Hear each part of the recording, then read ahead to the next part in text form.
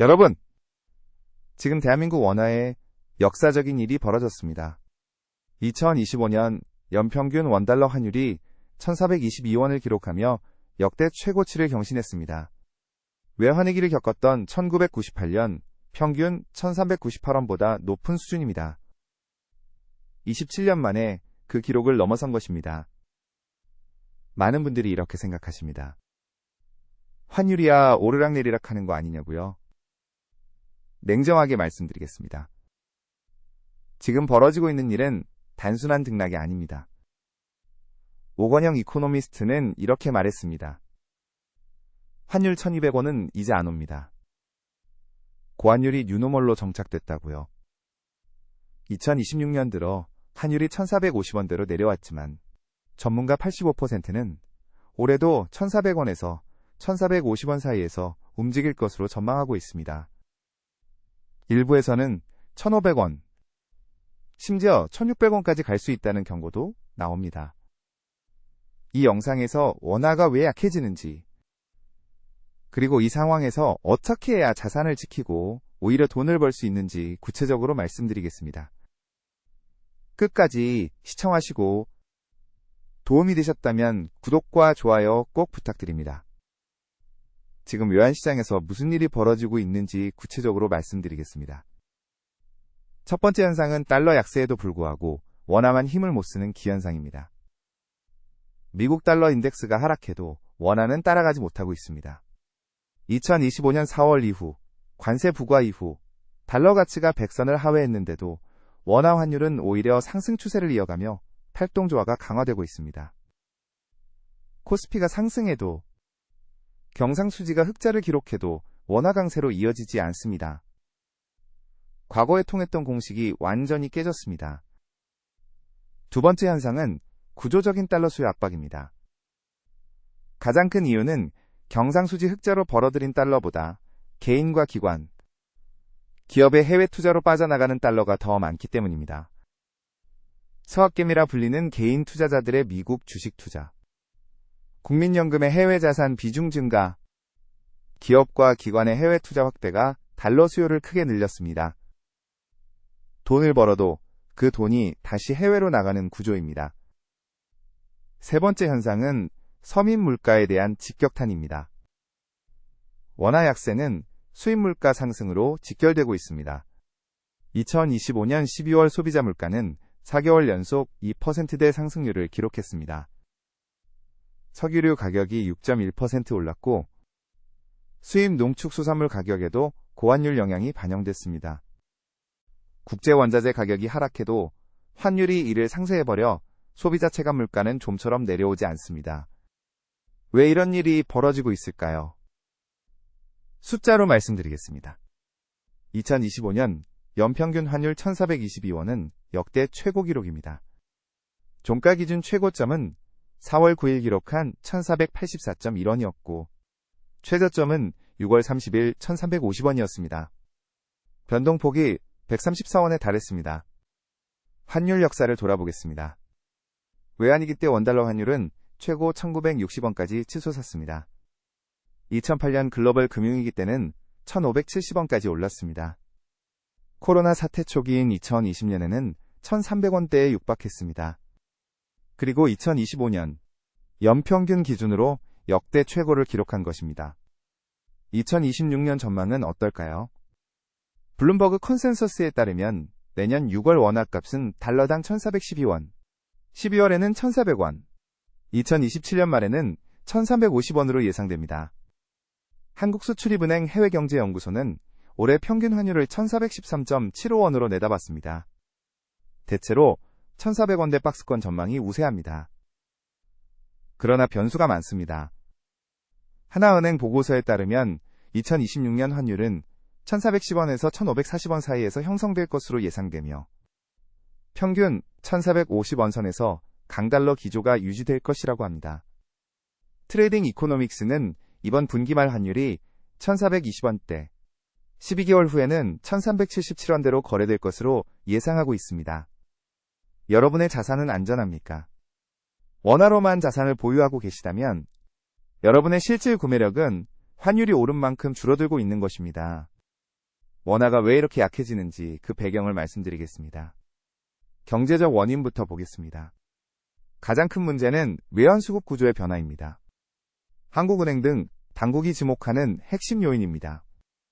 개인 투자자의 해외 주식 투자 확대, 국민연금의 해외 자산 비중 증가, 기업과 기관의 해외 투자 확대가 겹치면서 달러 수요가 구조적으로 늘어났습니다. 과거처럼 위기 때 외국인 자금이 빠져나가서 환율이 오르는 게 아니라 국내 자금이 스스로 해외로 나가면서 환율을 밀어 올리고 있는 것입니다. 한미금리 차이도 여전히 영향을 미치고 있습니다. 미국이 금리를 높게 유지하면서 달러의 매력이 부각되고 있습니다. 원화보다 달러가 이자도 더 잘 쳐주니 돈이 달러로 몰리는 것입니다. 내수 경제의 취약성도 문제입니다. 한국 경제 성장률이 계속 하향 조정되고 있습니다. 성장률이 낮으면 외국인 투자자 입장에서 한국 시장의 매력이 떨어지고 자금이 빠져나가면서 원화 약세로 이어집니다. 엔화의 동조화도 원화 약세를 부추긴 요인으로 지목됩니다. 한국과 일본은 비슷한 제품을 세계 시장에 파는 경쟁국입니다. 엔화가 약해지면 원화도 따라 약해지는 경향이 있습니다. 역사적으로 보면 원화는 위기 때마다 취약성을 드러냈습니다. 마치 체력이 약한 사람이 감기에 더 쉽게 걸리는 것처럼 대외 충격에 대한 완충 능력이 떨어진 상태에서 원화 약세가 나타나고 있습니다. 한 전문가는 이렇게 말했습니다. 1,500원선이 뚫리면 원화는 무너집니다. 한국은 완전한 시장 환율이 아니라 정부와 한국은행과 시중은행이 함께 관리하는 구조라서 1,500원은 심리적 마지노선이라고요. 이제 핵심입니다. 이 상황에서 어떻게 해야 자산을 지키고 오히려 돈을 벌 수 있는지 말씀드리겠습니다. 먼저 환율 상승기에 유리한 자산 5가지를 알려드리겠습니다. 첫째, 달래금입니다. 가장 쉬운 방법 중 하나입니다. 원화로 입금하면 바로 환전되어 달러로 적립됩니다. 환율이 오르면 그만큼 환차익을 얻을 수 있고 환차익에는 세금이 붙지 않습니다. 둘째, 달러 ETF입니다. 코덱스 미국 달러 선물, 코세프 미국 달러 선물 등이 대표적입니다.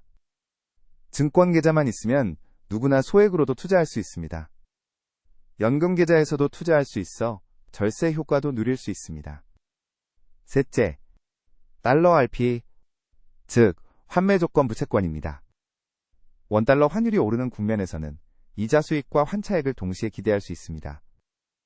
최근 달러 RP 선호도가 크게 높아지고 있습니다. 넷째, 미국 주식 직접 투자입니다. 미국 주식을 사면 자연스럽게 달러 자산을 보유하게 됩니다. 주가가 오르지 않더라도 환율이 오르면 원화 기준으로는 수익이 날 수 있습니다. 다섯째, 수출 중심 국내 기업 주식입니다. 통상적으로 원화값이 10원 하락할 때 삼성전자의 영업이익은 4천억 원가량 늘어납니다. 현대자동차와 기아도 각각 2천억 원가량씩 증가합니다. 현대차와 기아는 해외 판매 비중이 80%에 달해 고환율 구간이 길어질수록 이익 개선 기대가 커집니다. 최근 외국인 투자자들도 고환율 수혜주로 반도체와 자동차 업종을 집중 매수하고 있습니다. 반대로 주의해야 할 것도 있습니다. 원화 약세는 수입 물가 상승으로 이어져 서민 경제에 직격탄이 됩니다. 석유류, 수입 농축 수산물, 커피 원두 등 수입에 의존하는 품목 가격이 오르고 있습니다. 전체 소비자 물가보다 의식주 관련 물가가 더 빠르게 상승하면 서민들의 생활이 더 어려워집니다. 해외여행 비용도 크게 늘어납니다. 외화 부채가 있는 기업이나 개인도 상환 부담이 커집니다. 그렇다면 구체적으로 어떻게 대응해야 합니까? 첫째, 자산의 일정 비율을 달러로 분산하십시오. 전문가들은 자산의 20에서 30% 정도를 달러 자산으로 보유할 것을 권합니다. 환율이 조정받을 때마다 조금씩 달러 자산을 매수하는 방법으로 꾸준히 투자를 늘려가는 것이 좋습니다. 환율이 1430원대 초반까지 떨어진 지금이 분할 매수 시점일 수 있습니다. 둘째, 환노출 ETF를 활용하십시오. 해외 자산에 투자할 때 환율이 더 오를 것으로 예상한다면 환노출 상품을 선택해 환차익을 노릴 수 있습니다. 셋째, 주식과 달러 자산을 일정 비중으로 나눠 매 분기 또는 반기마다 다시 동일 비중이 되도록 리밸런싱 하십시오. 넷째, 국내 반도체와 자동차 주식에 관심을 가지십시오. 고환율 수혜주로 실적 개선이 기대됩니다. 오늘 말씀드린 내용을 정리하겠습니다. 2025년 연평균 환율이 1,422원으로 역대 최고를 기록했습니다. 전문가들은 2026년에도 1,400원대가 유지될 것으로 전망하고 있습니다. 고환율이 뉴노멀로 정착됐고 환율 1,200원 시대는 다시 오기 어렵다는 분석이 많습니다. 결국 핵심은 이겁니다. 원화만 들고 있으면 환율이 오를 때마다 여러분의 실질 자산은 줄어듭니다. 반대로 달러 자산을 일정 비율 보유하면 환율 상승기에 오히려 자산이 늘어납니다. 위기는 준비된 자에게 기회가 됩니다. 지금 당장 여러분의 자산 구성을 점검해 보십시오. 달러 예금, 달러 ETF, 미국 주식, 수출 기업 주식 등 다양한 방법으로 환율 리스크에 대비하십시오.